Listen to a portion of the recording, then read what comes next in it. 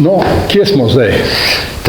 Trenutno se nahajamo v Železniškem muzeju, v njihovih delavnicah, kjer smo izdelali repliko zapornice iz II. Svetovne vojne. To je ta zapornica pred nami v belo-rdeči kričeči barvi in pripadajoče nosila za to zapornico. Izdelal je pa Robert Lemut, naš delavec muzejski, jaz sem Miha Nagode, pa mu pomagal. Lepo ste to izdelali. Hvala lepa. No, mi bomo to zapornico danes simbolično zlomili. Gremo zdaj zapornico ven, ne? Zlomiti to. Tako. Gremo. Na rame vrš. Lep, lažji meso. Smeš še zavijati. Wow.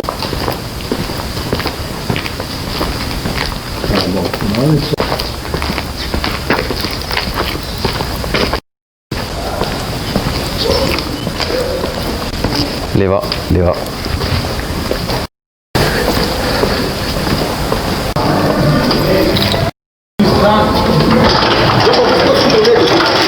Hvala. Zdaj smo tukaj v delavnicah slovenskih železnic. Če so partizani med vojno porušili vse te meje, bomo tudi eno zapornico tu zrušili, ne? Sigurno prelomili. Začenjamo z lomljenjem. In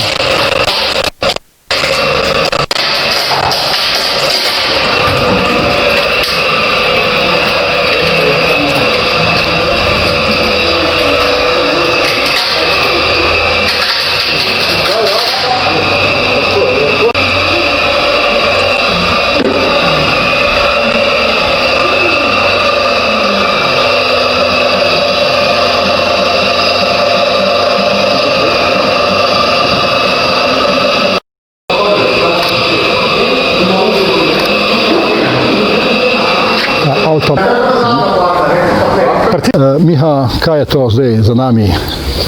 To za nami so vagoni iz časa II. Svetovne vojne, ki so se uporabljali pri nas na Slovenskem.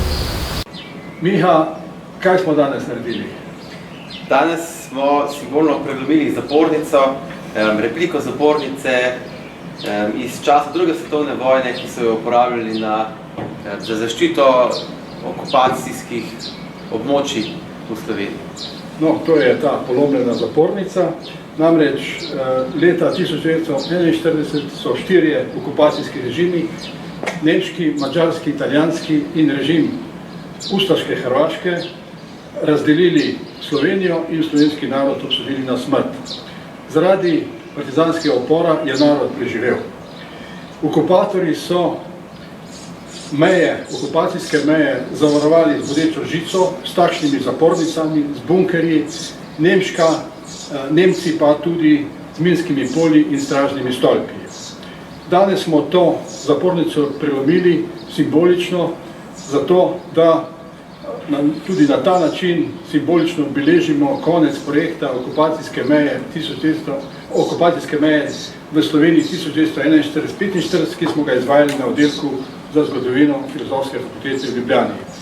S tem smo tudi simbolično prikazali padec okupacijskih mej, ki se je zgodil maja 1945.